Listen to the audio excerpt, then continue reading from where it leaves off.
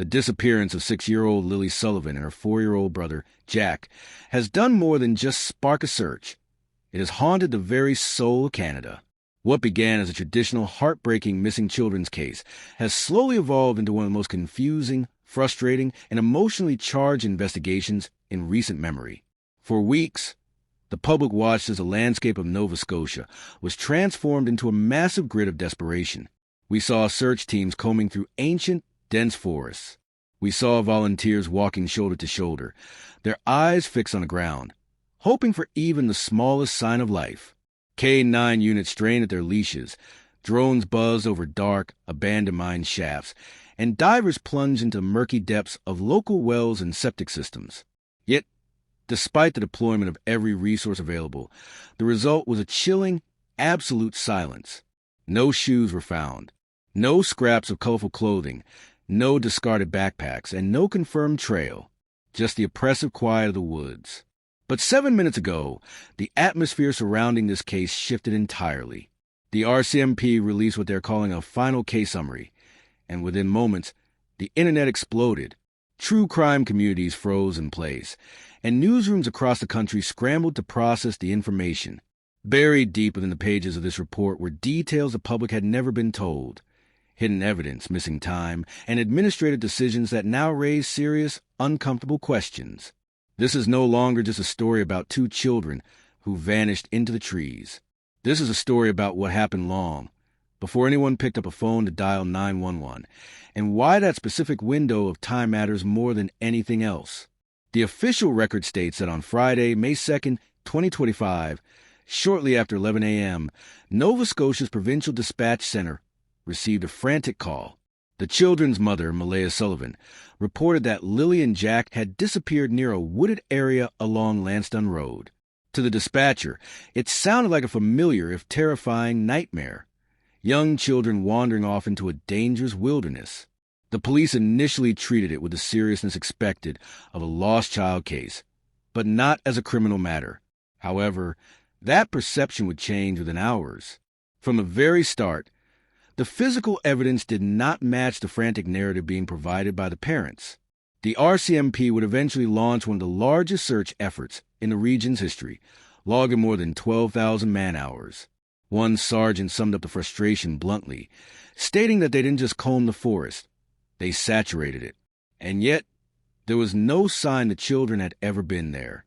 In the world of search and rescue, children that young almost always leave signs. Broken branches, disturbed soil, or footprints in the mud. Here, the forest was untouched and empty. This lack of physical evidence forced investigators to pivot toward a terrifying possibility. What if the children never entered those woods at all? If there was no trail leading in? Perhaps the answer wasn't waiting in the shadows of the trees, but in the behavior of the adults who were supposed to be watching over them. While thousands of volunteers were out in the elements, searching day and night, something crucial was being kept out of the headlines. The final report reveals that the Sullivan household was already a place of significant interest for authorities.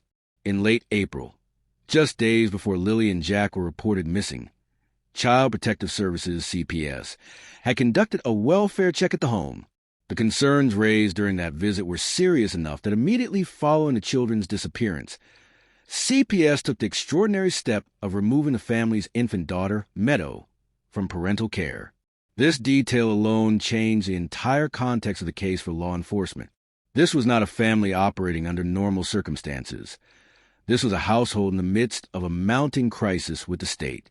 As the days passed with no results from the forest, the internal stability of the Sullivan family completely collapsed. Malaya Sullivan, the mother, vanished from public view, shutting down her social media accounts, blocking her own relatives, and declining all media interviews. Her total silence became the primary fuel for public speculation. In contrast, Daniel McKenzie, Malaya's on-and-off partner and the children's stepfather, took a very different and much more erratic path. He posted repeatedly on social platforms, oscillating between desperate pleas for help and dark, disturbing messages. One post in particular sent chills through the community, where he told Malaya, "Meadow, and I will visit you in prison." This public fracture suggested that the united front of a grieving family was a fiction. The situation escalated further when reports surfaced that Malaya had violated a court order by fleeing with baby Meadow to a Mi'kmaq reserve in Shubenacadie. This happened while the search for Lilly and Jack was still active, suggesting a level of desperation that transcended the search for her missing children. When asked about this, Nova Scotia's Minister for Children gave a carefully worded, non-committal response. But behind the scenes, law enforcement had already moved past the lost child theory. They activated the Major Crime Unit almost immediately. In police work, major crime is reserved for homicides, violent offenses, and complex criminal conspiracies. The decision to bring them in so early signaled that investigators suspected foul play from the first 48 hours. At this point, the narrative of the children who wandered off was essentially dead within the halls of the RCMP. The investigation had moved inside the house. Family members began accusing each other openly, and one confrontation reportedly turned physical. One relative allegedly told police directly, "Malaya knows what happened." The question was no longer about tracking footprints. It was about tracking a series of events that occurred behind closed doors. The public was looking at a map of the woods, but the police were looking at a map of a family's disintegration. The final report makes it clear that the domestic situation was a true starting point of the disappearance, and the woods were merely the stage upon which a much more complex drama was being played out. For weeks, the public was led to believe that the window of disappearance began on the morning of May 2nd. The search efforts, the news reports, and the community vigils were all synchronized to that timeline. But a quiet RCMP update, which many missed until the final report was released, shattered that entire foundation. It revealed that Lilly and Jack were actually last seen on May 1st at 2 p.m. Surveillance footage from a plaza in New Glasgow showed the entire family, Malaya, Daniel, Lily, Jack, and baby Meadow, all together. They appeared calm, mundane, and alive. This sighting occurred 24 hours before the 911 call was placed. Between 2 p.m. on Thursday and 11 a.m. on Friday, there's a complete and utter blackout. There are no confirmed movements, no sightings by neighbors, and no public explanation for what the children were doing during that time. In the world of missing children, time is the only currency that matters, and 20 hours is an eternity. Investigators immediately began to ask the most obvious, haunting question. Why the delay? What happened during those 20 hours that was so significant it prevented the parents from seeking help? The RCMP has now confirmed that phone logs, text messages, and digital data from this specific window are the most critical pieces of evidence in the entire case. This 20-hour gap is where the case officially crossed over into criminal territory. Compounding the timeline issue was a controversial decision that sparked outrage once it was revealed in the final report. Cadaver dogs, dogs specifically trained to detect human remains even if they are buried or submerged, were not used during the initial search. According to sources within the RCMP, this was a strategic choice. They feared that bringing in cadaver dogs too early would signal to the family that the children were already presumed dead, which might cause the family to stop cooperating or lead to public panic. However, by the time the dogs were finally deployed weeks later under immense public pressure, the search areas had been heavily disturbed by thousands of volunteers and changing weather. Many experts now question if this decision cost the investigation its best chance at finding physical evidence. If the children had been harmed and hidden in those woods, the scent evidence might have been lost in the delay. This tactical choice remains one of the most debated aspects of the RCMP's handling of the case. It suggests a tension between the rescue mission and the criminal investigation that may have compromised both. The report makes it clear that while the public was looking for a rescue on Friday, the window for a rescue had likely closed long before the first volunteer arrived. The silence of the forest was not just a lack of evidence. It was a testament to the fact that the clock had been running for nearly an entire day before the alarm was finally sounded. As the physical search for Lilly and Jack ended, a digital search began. The RCMP report confirms a pivot from the ground to the cloud. Investigators stopped looking down at the forest floor and started looking inside devices. Phones, vehicles, and bank accounts don't have the same fallibility as human memory. They leave behind a trail of metadata that is nearly impossible to fully erase. This digital trail has provided the most damning evidence of unexplained activity during that critical 20-hour window. The data reveals that on May 1st, between 1 p.m. and 5 p.m., there was significant movement on Malaya's and Daniel's phones, but with strange gaps where location services seemed to disappear. More specifically, Daniel's SUV recorded an unlogged trip at 4:15 p.m. on May 1st, just 2 hours after the family was seen at the New Glasgow Plaza. There is no public explanation for where that vehicle went or who was inside it. In a modern vehicle, these ghost trips are major red flags. Then, there is the financial activity. At 8 p.m. that same evening, Malaya made a modest transfer to a rural Nova Scotia credit union. While the amount wasn't large, the timing was bizarre. Why move money in the middle of a window where your children have supposedly gone missing or are about to? The digital evidence also shows a massive spike in text messages between Malaya and an undisclosed contact on the evening of May 1st. The contents remain sealed, but the frequency suggests high-stress coordination. When you combine the SUV's movement, the bank transfer, and the text spike, a pattern emerges. It isn't the pattern of families searching for lost children. It's the pattern of people who are busy, mobile, and communicating. The RCMP is now correlating this data with highway cameras and ferry logs. They are looking for a ghost in the machine, the moment the children were separated from the adults. The truth, the report suggests, isn't hidden under leaves or branches.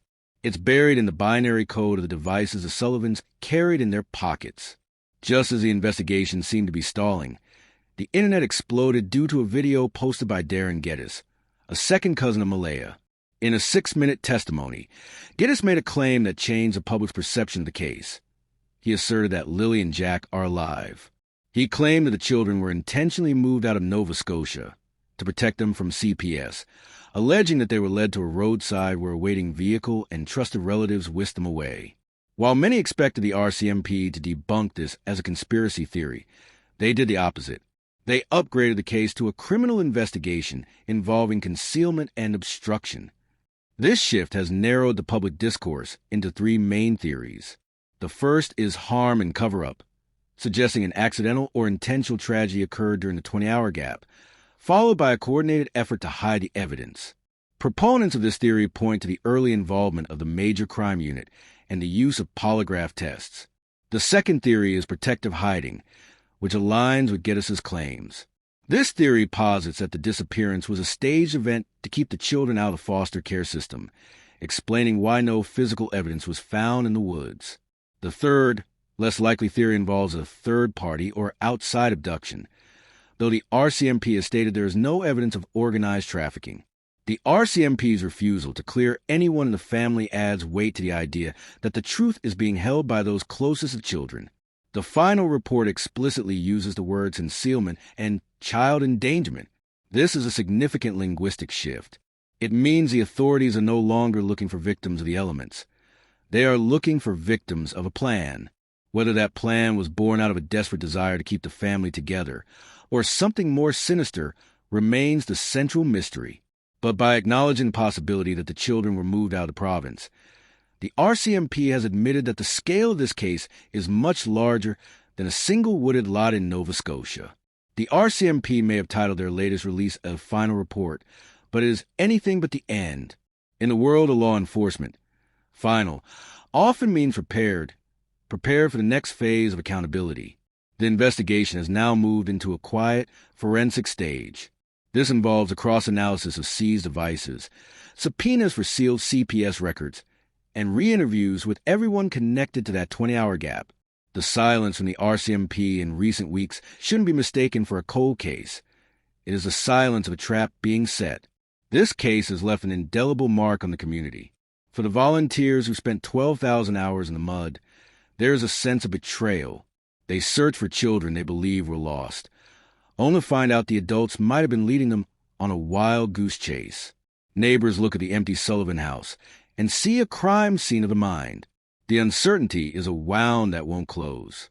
Was Lilly and Jack's disappearance an act of desperation by a mother afraid of losing her kids, or was it something darker? The report suggests that secrets require constant effort to maintain, and eventually, that effort fails. Relationships break, people talk, and data remains. As we look forward, the next steps are clear. Investigators are reviewing ferry logs, toll data, and interprovincial travel records. They are looking for the moment the children cross the border.